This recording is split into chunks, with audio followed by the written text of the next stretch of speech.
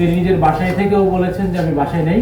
তারপরে আমরা দেখেছি যে তাকে বাথরুমের উপরে ফলস সিলিং এর ছাদের উপরে ওখানে লুকিয়েছিলেন। বিটিএল গ্রুপের টিও, তার নাম আবুল বাশার।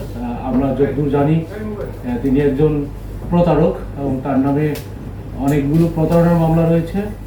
আমাদের গুলশান থানাতেও একটি মামলা হয়েছিল, যেটা কোটি টাকার প্রতারণা। এখানে একটি গাড়ি নিয়ে উনি প্রতারণা করেছেন। তার নামে অনেক অনেক অভিযোগ রয়েছে। অনেকেই মনে করেছিল যে তিনি আইনের আওতার বাইরে, বাট আমরা মনে করি কোনো অপরাধী আইনের আওতার বাইরে নয়। আমরা তাকে 18 ঘন্টার রুদ্ধশ্বাস অভিযানের মাধ্যমে তাকে তার বাসা থেকেই গ্রেফতার করেছি। তিনি পালিয়ে বেড়াচ্ছিলেন নানা জায়গায়। আমরা 18 ঘন্টা রুদ্ধশ্বাস অভিযানের মাধ্যমে তাকে আজকে দুপুর 1:30 ঘটিকে আমরা গ্রেফতার করেছি।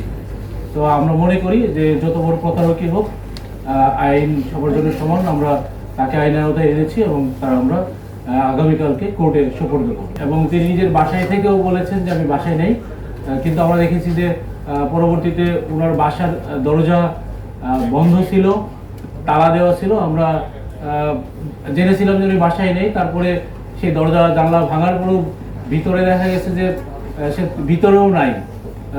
তারপরে আমরা দেখেছি যে তাকে বাথরুমের উপরে ফলস সিলিং এর ছাদের উপরে ওখানে লুকিয়েছিলেন। তো আমরা ওখান থেকে আমরা ধরে আনছি আর কি।